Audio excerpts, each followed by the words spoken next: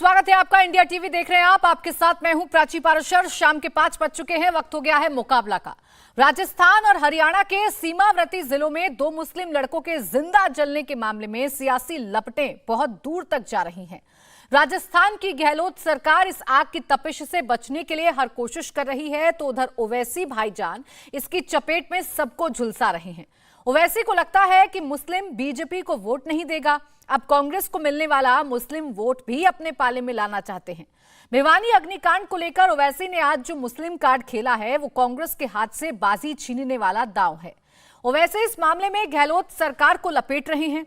वो पूछ रहे हैं कि हरियाणा की बीजेपी सरकार अगर हत्यारों को बचा रही है, तो राजस्थान की गहलोत सरकार क्या कर रही है। भरतपुर और भिवानी की इस वारदात को ओवैसी आज वायनाड तक लेकर गए। उन्होंने पूछ लिया कि अमेठी से हारने वाले राहुल गांधी को वायनाड के जिन मुस्लिम वोटर्स ने संसद तक पहुंचाया, उस अकलियत के राहुल के पास क्या प्लान है। ओवैसी के इमोशनल कार्ड में तुरुप का पत्ता यह है कि मुसलमानों के आंसू कोई मुसलमान ही पहुंच सकता है, इसलिए मुसलमानों को मुस्लिम पार्टी का ही झंडा उठाना चाहिए।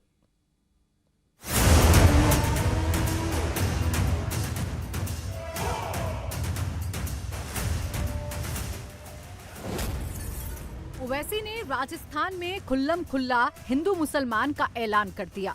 उनकी पॉलिटिक्स सिंपल है कि मुसलमानों का वोट बीजेपी को तो मिलता नहीं और अब कांग्रेस को भी ना मिले, यानी मुसलमानों के पूरे वोट पर ओवैसी की नजर है। सब बराबर हैं और हम बराबरी चाहते हैं। बराबरी कैसे हासिल करेंगे? गुलामी करने से बराबरी नहीं मिलती, खड़े होकर अपने हक के लिए लड़ने से बराबरी मिलती है। तो मेरे अजीज दोस्तों और बुजुर्गों, आपको अपने सियासी चैनल को फॉलो और शेयर करें। आपको सियासी कुव्वत बनना है। ये बहुत से मसाइल है, बहुत से चीजें हैं जिसका जिक्र मैं कर सकता हूँ, मगर मैं सिर्फ आपसे अपील करना चाहता हूँ कि सियासी ताकत हासिल करिए। नहीं आया हूँ मैं अपना हक लेने आया हूँ। मैं नौजवानों के मुस्तकबिल को अच्छा करना चाहता हूँ। मैं बुजुर्गों के ख्वाबों को पूरा करना चाहता हूँ। हमारी माँ और बहनों के आंख में जो आंसुओं को पोंछना चाहता हूँ। और ये उसी वक्त होगा जब आप हमारा साथ देंगे। आपको इन थालियों को, इन नारों को, इन जज्बात को और जो हजारों की तादाद में आज आप यहाँ पर जमा हुए, आपको इसको वोट में तब्दील करना पड़ेगा। ओवैसी पर कांग्रेस पहले से ही बीजेपी की बी टीम वोट कटवा जैसे आरोप लगाती आई है, लेकिन ओवैसी राजस्थान पहुंचे थे पूरी रिसर्च के साथ। डेटा समझाया और कांग्रेस से सवाल किया कि 2018 में सरकार बनाने के बाद भी लोकसभा की एक भी सीट क्यों नहीं जीत पाए। तुमने राजस्थान में कामयाबी हासिल की थी जब लोकसभा का इलेक्शन 4-5 महीने के बाद हुआ, तो तुम एक लोकसभा की सीट नहीं जीत सके। जब क्या ओवैसी आया था, या ओवैसी का जिन आया था, या कौन आया था बताओ था। और खुद मुख्यमंत्री के बेटे चुनाव हार गए। मगर आप देखेंगे कि आज के हमारे इस तकरीर के बाद कल से कांग्रेस के चूहे अपने दिलों से निकलेंगे और पुकार कर कहेंगे कि ओवैसी आया है काटने के लिए। अरे ओवैसी उन लोगों को काटने के लिए आया है, उन लोगों को रोकने के लिए आया है जो भारत के संविधान की धज्जियां उड़ा रहे हैं। मैं तोड़ने नहीं आया हूं, मैं तोड़ने नहीं आया हूं, मैं जोड़ने आया हूं।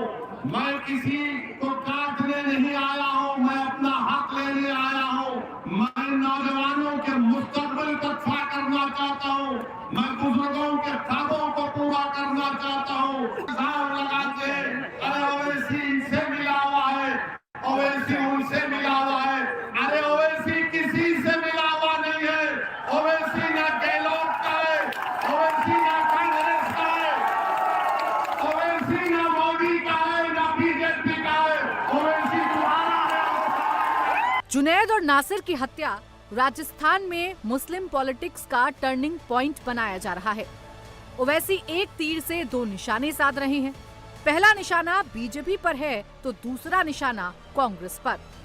ओवैसी यही नहीं रुकते, गहलोत पर निशाना साधते हुए वो राहुल गांधी पर भी बरस पड़ते हैं। भारत की पार्लियामेंट में बीजेपी के 300 एमपी जीत जाते हैं। बताओ कांग्रेस के लोगों, कितने सीट पर तुम्हारा और बीजेपी का मुकाबला हुआ? राजस्थान की हर लोकसभा की सीट पर बीजेपी जीत गई। मैं जिम्मेदार कैसे हो सकता हूं?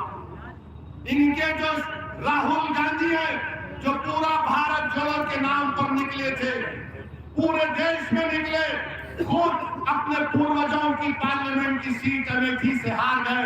क्या वहां पर ओवैसी गया था? नहीं गया था, फिर भी हार गए। और कहां से जीते? उस पार्लियामेंट की कॉन्स्टिट्यूंसी से जीते जहां पर 30% मुसलमान थे, जहां पर मुसलमान से जीत गए और वहां पर हार गए अमेठी से। मगर कांग्रेस के लोग याद रखिए, चाहे बीजेपी हो या कांग्रेस हो या कोई पार्टी हो, ये हरगिज नहीं चाहेंगे कि भारत में मुसलमानों के सियासी लीडरशिप बने। वो मुसलमानों को कमजोर रखना चाहते हैं। राजस्थान में ओवैसी का क्या गेम प्लान है? ओवैसी राजस्थान में कैसे अपनी सियासत चमकाना चाह रहे हैं? राजस्थान में विधानसभा की 40 सीटों पर औसत से ज्यादा मुस्लिम वोटर हैं। इन 40 सीटों में से कांग्रेस के पास 33 सीटें हैं। 2018 में कांग्रेस ने 16 मुस्लिम नौजवानों को टिकट दिया था, जिसमें 9 जीते थे। ओवैसी इसी 40 सीट पर अपना दांव खेलना चाहते हैं। तो इस पर लगातार जबरदस्त सियासत हो रही है और इसी पर हम बात करेंगे। ओवैसी कई राज्यों में चुनाव लड़ते हैं, राजस्थान में भी चुनाव लड़ने जा रही हैं। यहां 40 सीटों पर मुस्लिम वोटर डिसाइडिंग फैक्टर हैं। ओवैसी बार बार ये कह रहे हैं कि उनके भरतपुर दौरे का कोई चुनावी एजेंडा नहीं है, ये इंसानियत का मामला है। असल में उनकी नजर इन्हीं 40 सीटों पर है, जिसका जिक्र अभी अभी हमने अपनी रिपोर्ट में किया था और आपको बताया था कि आखिर ओवैसी फिलहाल चाहते क्या हैं। इसी पर चर्चा करने के लिए हमारे साथ खास मेहमान जुड़ गए हैं। जल्दी से आपका तारुफ करा देते हैं। राखी राठौर, प्रवक्ता बीजेपी, श्रीराज नायर, प्रवक्ता वीएचपी, आदिल हसन, प्रवक्ता AIMIM, Haziq Khan, Islamic scholar, Tehseen Poonawalla, राजनीतिक विश्लेषक, और तहसीन पूनावाला वो हैं जिन्होंने सुप्रीम कोर्ट में गोरक्षा कानून बनना था, उसके लिए एक लंबी लड़ाई भी लड़ी थी। आप सभी का बहुत बहुत स्वागत है। आदिल हसन जी, मैं आपसे शुरुआत कर रही हूं। इंसानियत की लड़ाई से ज्यादा असदुद्दीन ओवैसी जब बोलते हैं तो ऐसा क्यों नजर आ रहा है कि ये सियासी रोटियां सेकने का एक मौका मिल गया है आपको? मैम, सच्चाई कड़वी रहती है, लोग को सच्चाई सुनने की आदत थोड़ी कम है, इसलिए दिक्कत है। क्योंकि अशोक गहलोत जी और सचिन पायलट जी में दोनों में जो नूरा कुश्ती चल रही है उसी में बिजी है। उनको इंसानियत नहीं दिख रहा है कि 2 लोगों को जिंदा जला दिया गया। उनको नहीं दिख रहा है कि भरतपुर गोपालगढ़ के उनके जो पुलिस पदाधिकारी है उन्होंने कितनी लापरवाही बरती। उनको यह चिंता है कि सचिन पायलट ना चीफ मिनिस्टर बन जाए, फलना साहब ना डिप्टी सीएम बन जाए। उनको यह चिंता, उनको मुसलमानों के जो जिंदा लाशें हैं उसकी चिंता नहीं है। मैं पूछना चाहता हूं आपके माध्यम से, अगर अशोक गहलोत जी के परिवार में ऐसा होता और उनको जो कंपनसेशन की बात कर रहे हैं अगर देते तो वो बर्दाश्त करते क्या? आखिर पुलिस के उनका जो पदाधिकारी जो 2-3 दिन पहले एफआईआर हुआ उस पर क्यों नहीं कार्रवाई हुई? आखिर क्या इस देश में मुसलमानों को, दलितों को, आदिवासियों को रहने का अधिकार नहीं है? और हम राजस्थान के पूरे हिंदुस्तान के मजलूमों के साथ हैं, चाहे दलित हो, चाहे आदिवासी हो, चाहे मुसलमान हो, चाहे कोई भी हो, जो भारत के संविधान को मानता है हम उसके साथ करें। अशोक गहलोत जी को यह गलतफहमी है कि उनका जो अहंकार है वो अहंकार टूटेगा। याद रखिए, हम संघर्ष करने वाले हैं, हम जमीन से जुड़े हैं। इनका हरियाणा में यही चल रहा है, इनका गौरक्षक का नाटक चल रहा है, मध्य प्रदेश में चल रहा है, उत्तर प्रदेश में चल रहा है। आप लगातार हरियाणा में देख रहे हैं भाजपा सरकार वो जो मोनू मनेसर को किस तरह से पैट्रोनेज दे रही है। बड़े बड़े उसके पास असलाहे हैं, उस पर एफआईआर हुआ, कोई गिरफ्तारी नहीं हुई है। खट्टर सरकार उसको पैट्रोनेज दे रही है। वहां के कमिश्नर से लेके बड़े पुलिस पदाधिकारी उसके साथ है। क्या हम हक बात बोलना गुनाह है क्या? अगर हम नहीं बोलेंगे तो कौन बोलेगा? बिल्कुल आदिल हसन जी, बिल्कुल आदिल हसन जी, साफ साफ नजर आ रहा है कि जहां जहां पर आपराधिक घटनाएं होंगी, जहां जहां पर धर्म इन्वॉल्व होगा, आपको मुसलमान दिखेगा, वहीं पर बोलेंगे। ये आपकी सेलेक्टिवनेस है। उस घटना का भी जिक्र कर दीजिए जब राजस्थान पुलिस हरियाणा में गई है, हरियाणा में गई है। रुकिए एक सेकंड रुक जाइए आदिल हसन जी, पहले सवाल को सुन लीजिए। इसी मामले से जुड़ा हुआ सवाल है, पहले ये भी सुन लीजिए। आपको शायद इस बारे में जानकारी भी नहीं होगी कि राजस्थान पुलिस हरियाणा में जाती है, गोरक्षक को ढूंढने के नाम पर परिवार के साथ मारपीट करती है, उस पर भी 2 शब्द बोल देते। सुनिए, मेरा ये कहना है पुलिस का काम अपराधियों को पकड़ना है, पुलिस का काम परिवार को धमकाना नहीं है।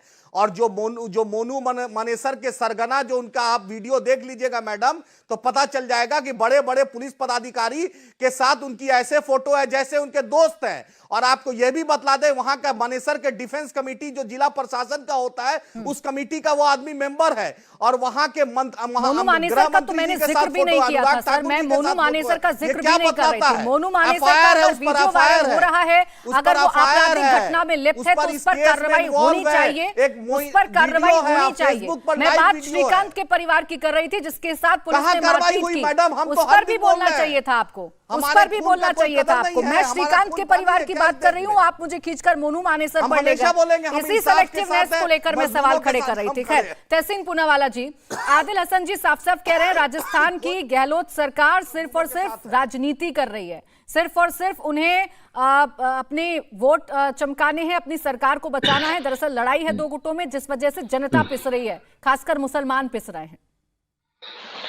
अव्वल तो प्राची जी, मैं आपके शो में शिरकत कर रहा हूं, इसलिए शुक्रगुजार हूं। इस मुल्क में कोई भी, न मुसलमान, न दलित, न एससी, न ओबीसी, न कोई भी इस मुल्क में परेशान है। प्रमाण मैं आपको दे देता हूं। सीए का कानून पाकिस्तान शुरू कर दे, देखते कौन जाता है पाकिस्तान। यहाँ पर कोई मजबूर नहीं है, पहली बात आप समझ ले।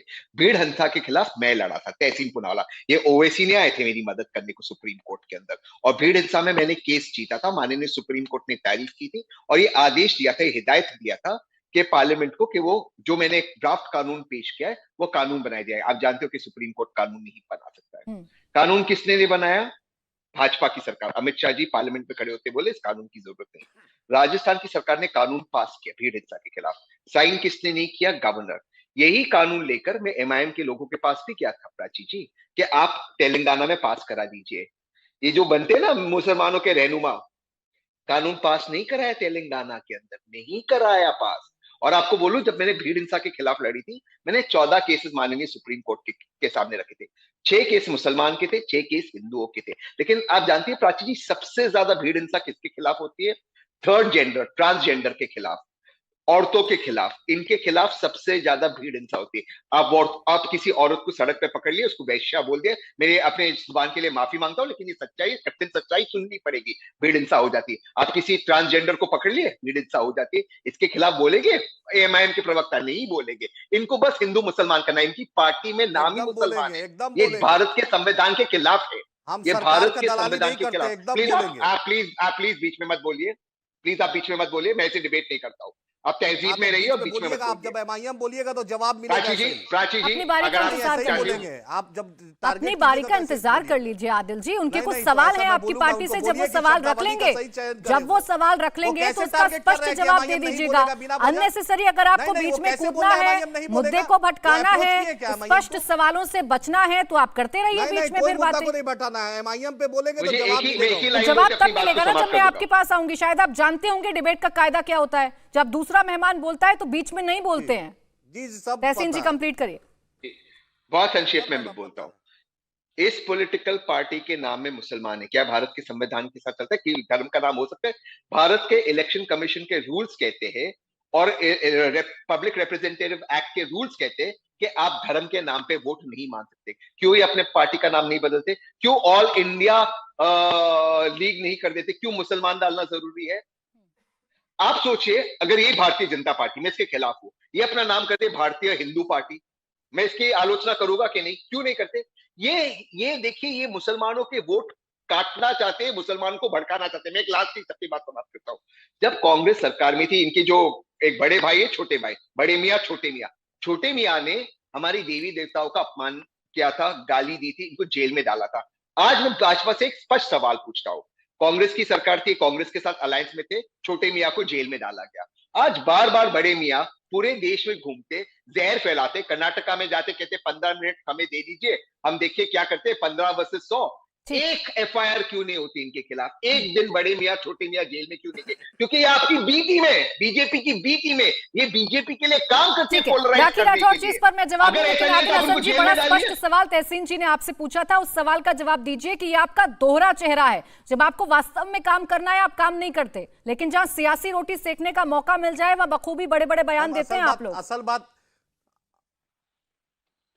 असल बात है कि दोहरा चेहरा तो वो खुद रखे हुए हैं, कभी कांग्रेस के समर्थक बन जाते हैं, कभी राजनीतिक विश्लेषक बन जाते हैं। इसलिए क्या उन मैं पर बोलूं? और कांग्रेस का आपको बता समर्थक दें हूं। कि कांग्रेस पार्टी का जो अलायंस पार्टनर है, कांग्रेस, इंडियन यूनियन मुस्लिम लीग क्या है जरा पूछिएगा, अकाली दल क्या है, शिवसेना किसके नाम पर है, मिजो कांग्रेस किसके नाम पर है, केरला क्रिश्चियन कांग्रेस किसके नाम पर है। ये इलेक्शन कमीशन में 1958 से एमआईएम भी रजिस्टर्ड है और इलेक्शन कमीशन ने हमें अधिकार दिया है, तब हम भारत में चुनाव लड़ रहे हैं। ये स्टूडियो में बैठ के तहसीन पुला वाला नहीं निर्णय लेंगे कि कौन पार्टी का क्या नाम रखेगा। और जहां तक बैरिस्टर असदुद्दीन ओवैसी साहब की बात है, अगर अफराजुल के साथ क्या हुआ, पहलू खान के साथ क्या हुआ, अखलाक के साथ क्या हुआ, अगर राहुल गांधी के मुंह में दही जमी है, अगर अशोक गहलोत सरकार काम नहीं करेगी तो एमआईएम बोलेगा।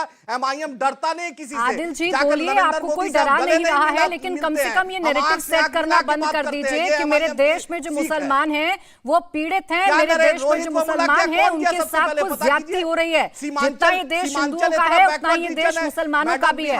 तो ये नैरेटिव सेट करना बंद कर दीजिए। मुझे लगता है आसिफ खान जी आप बेहतर समझा पाएंगे आदिल जी को, जो असदुद्दीन ओवैसी साहब कर रहे हैं। आपको लगता है कि वाकई में देश के मुसलमानों के हित में कर रहे हैं या सियासी रोटियां सेक रहे हैं सिर्फ और सिर्फ? देखिए प्राची जी, सबसे हम पहले तो इंसानियत मैं की बात करते हैं, हम जुनैद- इंसानियत की बात करते रुक हैं। जाइए अब एक मिनट। जुनैद और नासिर जिनका हत्या कर दी गई, ये देश के नागरिकों की हत्या है, भारतीय संविधान की हत्या है, इंसानियत की हत्या है, मानवता की हत्या है। और हत्यारा कोई भी हो उसमें हिंदू मुसलमान नहीं करना चाहिए।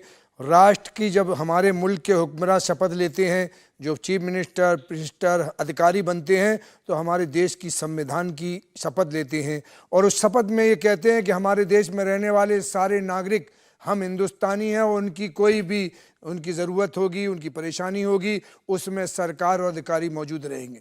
लेकिन कातिल जो हैं उनको ये लगता है कि राजस्थान की पुलिस की जिम्मेदारी थी कि जब, और हरियाणा की पुलिस की जिम्मेदारी थी कि जब वो थाने लेके पहुंचे थे उन्हें, तो उन्हें फ़ौरन गिरफ्तार करके और जो जुनैद और नासिर थे इन्हें अस्पताल भेजते, तो ये मानवता की बात होती, इंसानियत की बात होती। बल्कि उन्हें छोड़कर और 200 किलोमीटर दूर जाकर उन्होंने उसे जला दिया। ये हिंदुस्तान की दुनिया में बदनामी हो रही है, संविधान की बदनामी हो रही है, देश की एकता और अखंडता के टुकड़े टुकड़े किए जा रहे हैं, गंगा जमनी तहजीब को पारा पारा किया जा रहा है। इसलिए हम इस पर सियासत नहीं करना चाहिए। सियासत हम पर इस बात पर करना चाहिए कि अगर असदुद्दीन ओवैसी हो, कांग्रेस हो, भारतीय जनता पार्टी हो, कि हमारे मुल्क के 135 करोड़ इंसानों को हम क्या अच्छी चीज़ें दे सकते हैं, कैसी सुविधाएं दे सकते हैं, क्या बिजली दे सकते हैं, पढ़ाई के लिए एजुकेशन पर क्या इंतजाम कर सकते हैं। हम इसमें फेल हैं और हम हिंदुस्तान में हिंदू मुसलमान कर रहे हैं।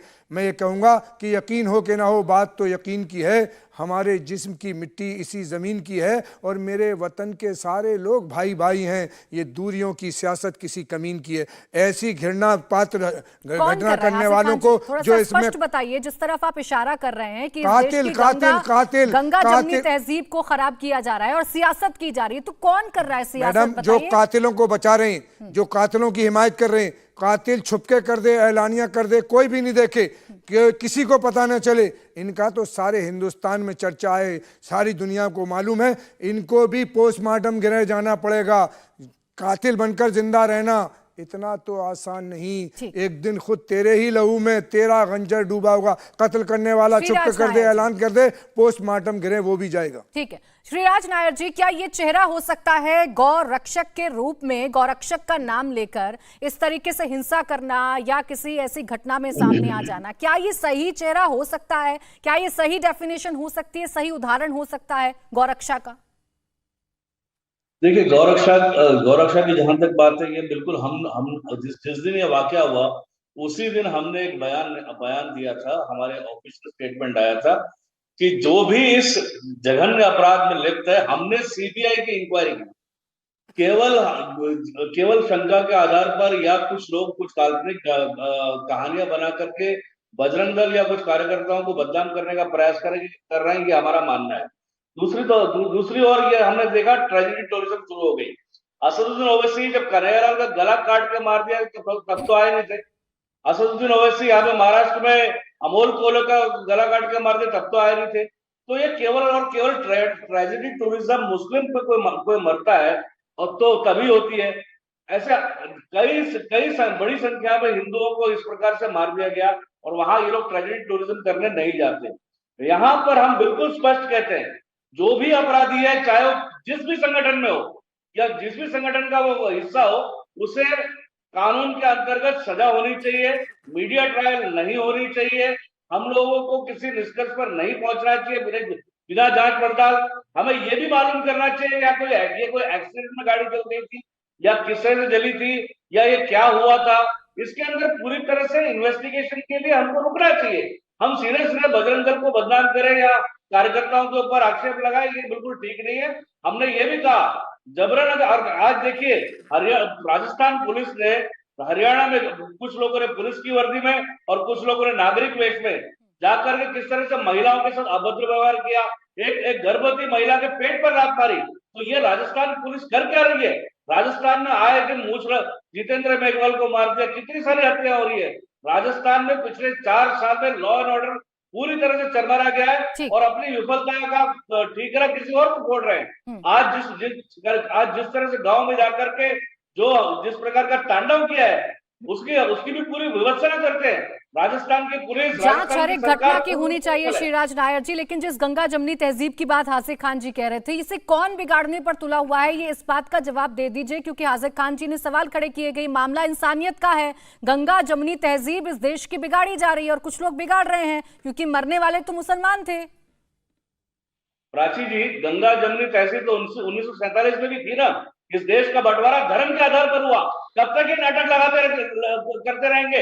1947 में 5 स्टेट भारत के कट के अलग हो गए, केवल और केवल इस्लाम के नाम पर और धर्म के नाम पर। तब गंगा जमनी तहजीब कहाँ थी? ये गंगा जमनी तहजीब एक केवल ढकोसला है। भारत का मुसलमान, और उसमें भी विशेषकर यूपी, बिहार, केरल, कर्नाटक के मुसलमान जवाबदार है देश के पार्टीशन के लिए। तो ये तो गंगा जमनी तहजीब का ये ढकोसला बकवास बात है। श्रीराज नायर जी, आप ये कौन सी तस्वीर देश के सामने पेश करना चाह रहे हैं? आप ये कौन सी तस्वीर देश के सामने पेश करना चाह रहे हैं? अगर एक पक्ष मुसलमानों को सिर्फ पीड़ित दिखा रहा है, मजलूम दिखा रहा है, वो भी गलत है। और आप जो ये सवाल खड़े कर रहे हैं कि कौन सी गंगा जमनी तहजीब, तो सर ये भी गलत है। इस देश में गंगा जमनी तहजीब है, इस देश की एकता, अखंडता, इस देश की पहचान है श्रीराज नायर जी। अरे देश का बंटवारा जब हुआ हो गया, जब 2 मुल्क बटे थे, आज उस मुल्क के अंदर आप कर रहे हो ये है गंगा जमनी तहजीब का कत्ल, ये है इंसानियत का कत्ल, ये है मानवता का। वो मुल्क बटे गांधी जी और नेहरू जी के बीच में नहीं बटी, और हिंदू कहाँ है? गांधी जी, नेहरू जी और जिन्ना साहब के बीच में नहीं बटी, मुल्क बट गया। लेकिन आज मुल्क बटे होने के बाद 70-75 साल के बाद आप वही हरकत कर रहे हो, तो आप जिम्मेदार है उनसे ज्यादा। आप देश की तरफ अफरा तफरी, वैलेंटाइन डे पे आपके लड़कियों को पीट रहे, ये देश की आप संविधान के साथ खेलवाड़ कर रहे हो। और हम कह रहे हैं गाँव हत्या होना चाहिए। गाँव के जैसे तहसीन पुणे वाला कह रहे थे कि कानून बनना चाहिए उसके खिलाफ। सरकार क्यों नहीं लाई कानून? क्यों नहीं बनाया पार्लियामेंट में कानून? दूसरी बात, गाय मुसलमान पालते नहीं है, हमारे हिंदू भाई पालते हैं, और क्यों बेचते हैं फिर उन्हें? तो कुरैशियों को जाके क्यों बेचते हैं? नहीं बेचना चाहिए उन्हें। अगर बेचेंगे तो कुरैशी का काम उसे काटने का।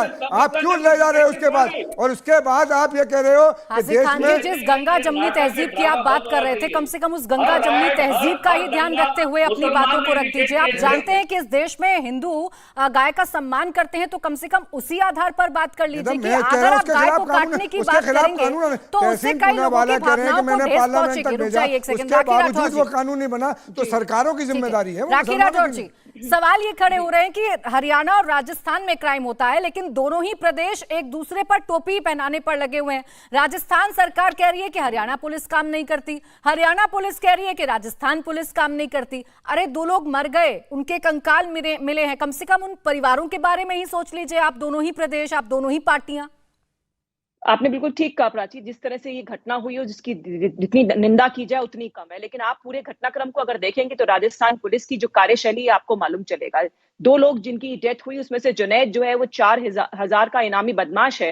राजस्थान पुलिस तो उसे पकड़ नहीं पाई, लेकिन बाहर से कुछ लोग आते हैं, उसे किडनैप करते हैं। फैमिली वाले इन्फॉर्म भी कर रहे हैं पुलिस को कि उनको किडनैप कर लिया गया है, उनको पकड़िए। लेकिन फिर भी राजस्थान पुलिस ना तो बॉर्डर्स पे नाकाबंदी करती है, क्योंकि लगभग वो 3-4 घंटे राजस्थान के अंदर ही थे। तो इस कार्यशैली से मालूम चलता है कि जो इनामी बदमाश है उसको राजस्थान पुलिस तो पकड़ नहीं पाई, लेकिन बाहर से कोई आकर के उनको किडनैप कर लेता है और लेके चला जाता है। 15 फरवरी को इस बारे में एफआईआर भी दर्ज हुई, लेकिन राजस्थान पुलिस ने इसमें कोई काम नहीं किया। और देखिए प्राची, लगातार ये हो रहा है कि चाहे एससीआरबी की रिपोर्ट हो, चाहे एनसीआरबी की रिपोर्ट हो, राजस्थान के अंदर जो लॉ एंड ऑर्डर की स्थिति है वो लगातार डिटोरिएट हो रही है। 4 साल के अंदर हम देख रहे हैं कि किस तरह से हमारी स्थिति जो है, जो आपराधिक गतिविधियां लगातार बढ़ती जा रही है, जबकि राजस्थान की ऐसी पृष्ठभूमि थी नहीं। मैं आपको बताना चाहूंगी कि 2021 और 2022 के वार्षिक प्रतिवेदन पुलिस वालों ने डिक्लेयर किए, जिसमें इसमें बताया गया कि किस तरह से क्राइम जो है वो 11% बढ़ चुका है 2 सालों में। अगर 21 को हम 22 से कंपेयर करें, किस तरह से दुष्कर्म के केसेस 12% बढ़ गए, डकैती के केसेस 33% बढ़ गए। तो लगातार जो क्राइम में बढ़ोतरी हो रही है, उसी का नतीजा है कि पुलिस जो है वो काम नहीं कर पा रही है। और उसका एक बहुत बड़ा कारण है प्राची,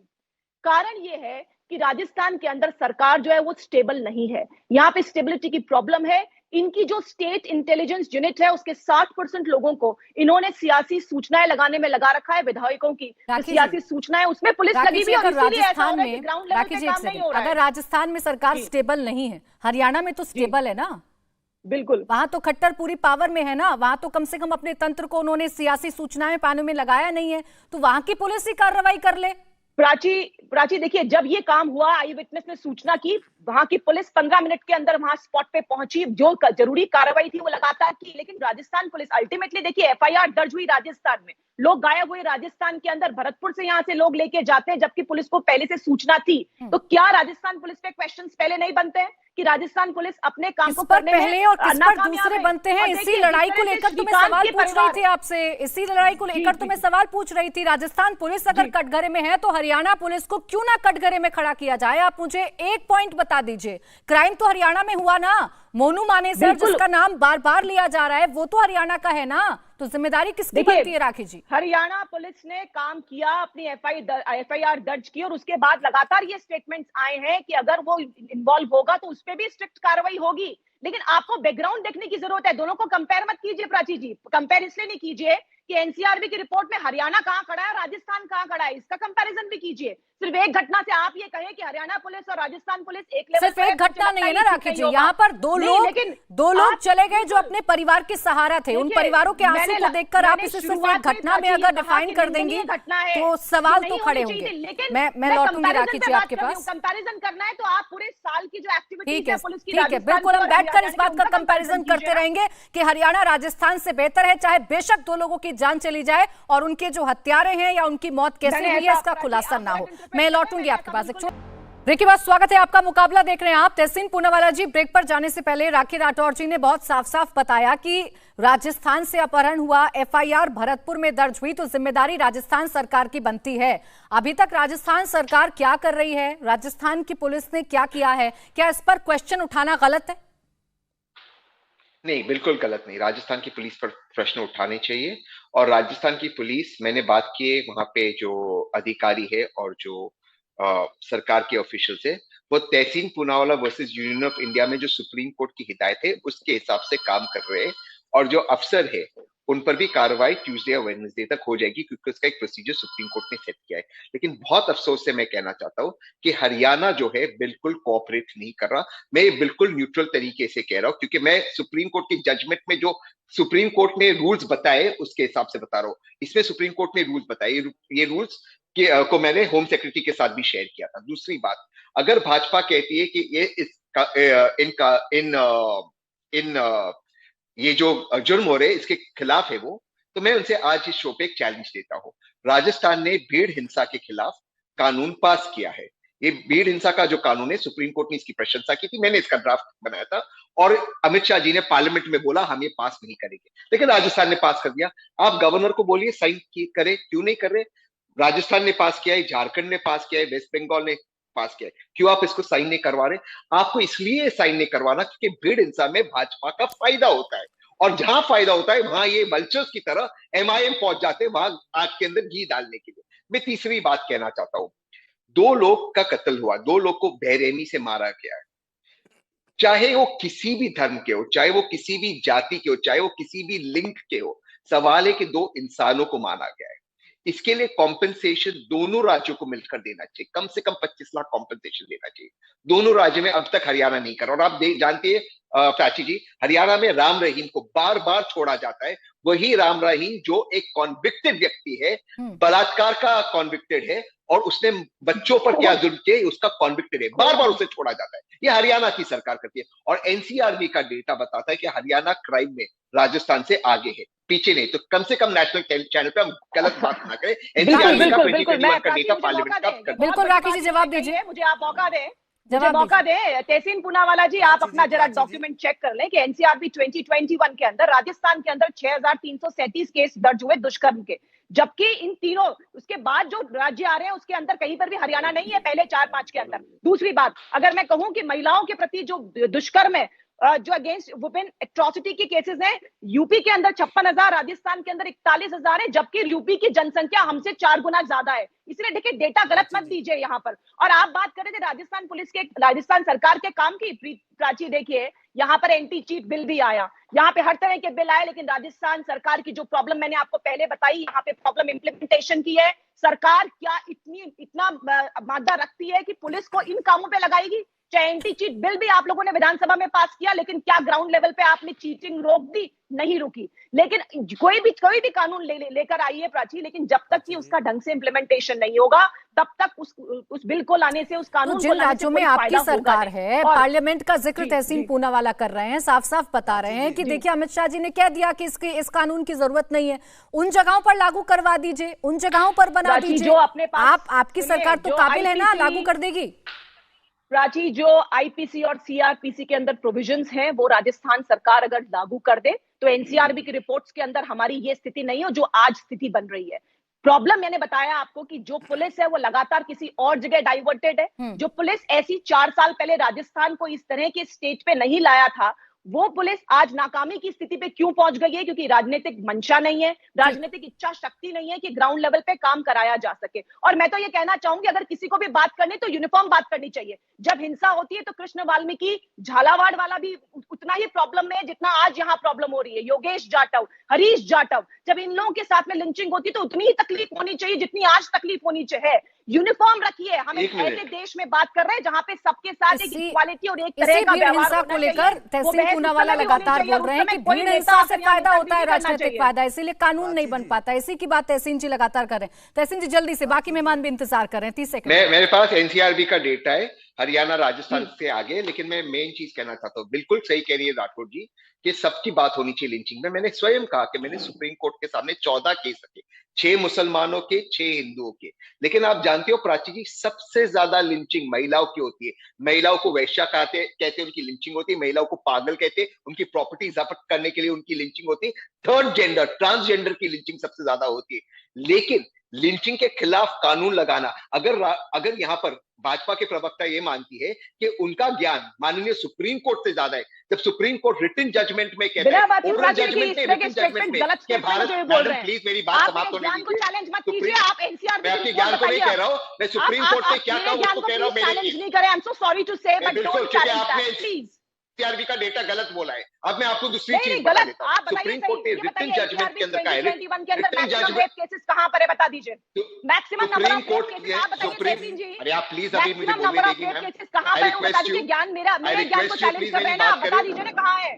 आई प्लीज आई रिक्वेस्ट यू, अपनी बात रख दो। देखिए ये ऐसे मत अपनी बात कर दो, करके निकल जाना ठीक राखी नहीं जी, है। अपनी बात ठीक है राखी जी, आप बोलिएगा जी, अपनी बात रखिए, बोलिएगा जल्दी से। अब तहसीन जी, क्योंकि बाकी 3 मेहमान इंतजार कर रहे हैं। कमेंट्स नहीं करेंगे जी। समाप्त। सुप्रीम कोर्ट कहता है अपने रिटन जजमेंट में, ओरल जजमेंट में, रिटन जजमेंट में, कि भीड़ हिंसा देश में बढ़ रहा है, ये लोकतंत्र भीड़ तंत्र नहीं बन सकता। रिटन जजमेंट है और इसके लिए स्पेशल कानून लाना जरूरी है। आईपीसी और सीआरपीसी में इसका प्रावधान नहीं, सुप्रीम कोर्ट कहता है। ठीक, आप जानती हो प्राची जी, आईपीसी में लिंचिंग की डेफिनेशन नहीं है। ये लिंचिंग की डेफिनेशन मुझे जाते होम सेक्रेटरी को देना पड़ा, या ये हाल है इस देश का, लिंचिंग की डेफिनेशन नहीं है। ठीक है सर, आगे आपकी बात पर राखी जी पर इस पर जवाब दूं, लेकिन उससे पहले आदिल हसन जी, ये तो पूरा का पूरा मामला कानून व्यवस्था से जुड़ा हुआ है। 2 स्टेट्स में कानून व्यवस्था क्या है, एनसीआरबी की रिपोर्ट क्या है, अपराध कैसे हुआ, इससे जुड़ा हुआ है। आप इसमें धर्म कहां से देखने लग गए? आपको ये कैसे नजर आ गया कि ये मुसलमान थे इसलिए सरकार कार्रवाई नहीं कर रही है? मैम ये तो इनका इतिहास है। झारखंड में मुदस्सिर को गोली मारा गया, इनके एमएलए लोकल, वहां के इरफान अंसारी लोकल एमएलए थे, बोले कि ओवैसी को मैं आने नहीं दूंगा। तबरेज अंसारी के साथ वही झारखंड में हुआ, इनकी सरकार थी, उससे पहले भाजपा के फाइनेंस मिनिस्टर माला पहनाते हैं जिन्होंने मॉब लिंचिंग में किया।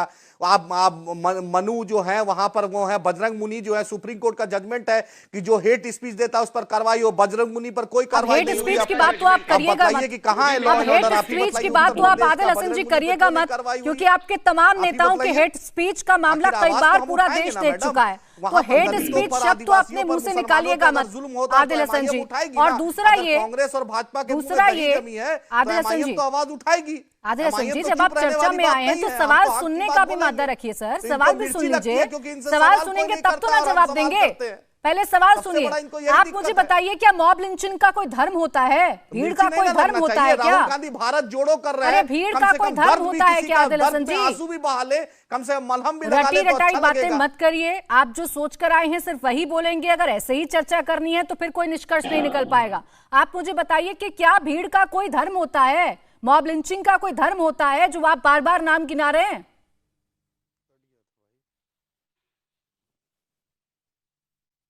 चलिए आदिल जी, मैं आपके पास लौटूंगी। नायर साहब, जो लगातार सवाल उठ रहे हैं, सवाल यही है कि इसमें हिंदू मुसलमान देखना क्यों? इसे एक अपराध के तौर पर क्यों नहीं देखा जा रहा है? बिल्कुल प्राची जी, जैसे मैंने बताया, हमने पहले दिन ये बयान निकाला, हमने ये ऑफिशियल स्टेटमेंट बोला है, हमने सीबीआई इंक्वायरी की मांग की है, और किसी ने मांग अभी तक ये विषय को लाया नहीं। हमने बोला कि सीबीआई की इंक्वायरी होनी चाहिए, किसने ये जघन्य अपराध किया है, चाहे वो जो भी धर्म संगठन का हो, उसे कानून के अंतर्गत सजा मिलनी चाहिए। परंतु जो जैसा एजेंडा सूट करता है ये एमआईएम जैसी पार्टी का, वहां वो ट्रेजेडी टूरिज्म करते हैं। एमआईएम के जो अध्यक्ष है, उनका हैदराबाद उनका चुनावी क्षेत्र है, वहां पे एक मुस्लिम लड़की ने हिंदू लड़के से शादी की थी, बीच बाजार में लोहे के रॉड से उस व्यक्ति का सर फोड़ के मार दिया गया। असदुद्दीन ओवैसी वहां तो गए नहीं है, वहां से 1000 किलोमीटर दूर राजस्थान जाते हैं, क्योंकि वो इनका एजेंडा का छूट करता है। तो ये जो गंगा जमुनी तहजीब के नाम पर ये ढकोसला कर रहे हैं, ये नाटक बंद होना चाहिए। आज भी कश्मीर में उत्तर प्रदेश का एक पानीपुरी गोलगप्पे वाले को मार दिया जाता है क्योंकि वो हिंदू है। आज भी हिंदुओं का रहना कश्मीर में दुश्वार है। ये कहाँ की गंगा जमुनी तहजीब की बात करते हैं? ये ढकोसला बंद होना चाहिए, ये ट्रेजेडी टूरिज्म बंद होना चाहिए, ये फालतू का रोना बंद होना चाहिए, और इस प्रकार के जो नेता ओवैसी टाइप के ऊपर भी कानूनी कार्रवाई होनी चाहिए कि देश का माहौल ये लोग बिगाड़ रहे हैं। हम तो कह रहे हैं ये विषय कानून का है, कानूनी प्रक्रिया चलनी चाहिए, और जो भी दोषी करार हो जाए उसके ऊपर सजा होनी चाहिए। ये ड्रामे बंद होने चाहिए, ये देश का माहौल। ठीक है नायर सर, आपकी बात आ गई। हाजिर खान जी, नायर साहब तो सीधा सीधा कह रहे हैं कि अगर ये मामला सामने आया है तो उसमें आप जांच करा लीजिए, सीबीआई जांच करा लीजिए, पुलिस को जांच कर लेनी चाहिए। सीधे सीधे आकर इसे हिंदू मुस्लिम का मामला बता देना और ये सेट कर देना कि मुस्लिम पीड़ित है, ये बोल देना कि गौ रक्षकों ने हत्या की है, ये वीएचपी से जुड़े हुए लोग थे, ये बजरंग दल से जुड़े हुए लोग थे, ये क्या ठीक है? इस देश में कानून है ना, उस पर तो यकीन करना पड़ेगा। मेरी आवाज देखिए मैडम, बात यह है कि राखी जी राठौर और जो है नायर साहब जो बात कर रहे हैं, मैं ये कहूँगा कि मनीष गुप्ता को अगर गोरख में पुलिस ने गोली मार दी, हमें उतना ही दर्द था जितना जुनेद और नासिर का है। हमें हिंदुस्तानी होने के नाते हिंदुस्तान के किसी भी हिंदू और मुसलमान का कत्ल हो उतना ही दर्द होना चाहिए जितना हमारे परिवार में किसी आदमी का कत्ल हो। ये इंसानियत है, ये मानवता है। रही बात कि कोई आदमी किसी कातिल का, कोई मुसलमान किसी हिंदू को कत्ल कर दे और उस पर मुसलमान खुश हो, और कोई हिंदू किसी मुसलमान का कत्ल कर दे वो हिंदू खुश हो, वो इंसान नहीं, दरिंदे हैं, जानवर हैं, शैतान हैं, क्योंकि मानवता के खिलाफ सारे काम हैं। मैं ये कहूँगा कि जो भी है कार्रवाई पुलिस को करनी है, या टीवी पे बैठकर नायर साहब और मैं फैसला नहीं करूंगा। पुलिस की जिम्मेदारी बनती है, राजस्थान पुलिस की भी और हरियाणा पुलिस की भी, कि जो लोग इसमें अपराधी हैं उन अपराधियों के खिलाफ कड़ी से कड़ी कार्रवाई होना चाहिए और उनको जेल की सलाखों के पीछे जाना चाहिए। और रही बात ये कि मानवता के खिलाफ जो काम करे, इंसानियत के खिलाफ जो काम करे, और हम ये कहें कि ये सही है, तो फिर दरिंदे हैं, हम इंसान नहीं है। चाहे किसी भी मजहब का लोग, हमारे लोग भारत के रहने वाले सब हिंदुस्तान राष्ट्रीय है, उन सारे लोगों की दर्द को। था आपसे, ये किसने कहा है कि जिन्होंने ये कृत्य किया है, अगर ये हत्या है और किसी ने हत्या की है इतनी बेदर्दी से, तो कौन कह रहा है कि वो लोग सही हैं? किसने कह दिया? मैं उसकी जो भी किसी इस तरह की विचारधारा रखे वो दरिंदे हैं, जानवर हैं, शैतान हैं। मैं ये कह रहा हूँ, चाहे वो मुसलमान हो, हिंदू हो, कोई भी हो, हमारे देश के सारे नागरिक हैं, और हमारे देश के नागरिक को अगर कोई कत्ल कर दे, उसकी जिम्मेदारी एडमिनिस्ट्रेशन की बनती है, सरकार की बनती है कि उन्हें जेल की सलाखों पे भेजें। और ऐसे गुनाह जब भी रुकेंगे, ऐसे अपराध जब भी रुकेंगे जब हमारे यहाँ कानून का सही पालन होगा और कानून से देश चलेगा, या आस्थाओं से देश नहीं चलेगा। नायर साहब ने भी नहीं कहा कि ये देश जो है वो कानून से नहीं चलेगा, वो भी कानून की बात कर रहे हैं, वो भी नहीं कह रहे कि आस्था से चलेगा, और उन्होंने भी समर्थन नहीं किया है इस घटना का। नायर जी एक बार क्लियर कर दीजिए, अगर इसका ताल्लुक निकलता है किसी भी संस्था से या गौरक्षकों से तो कार्रवाई होनी चाहिए या नहीं?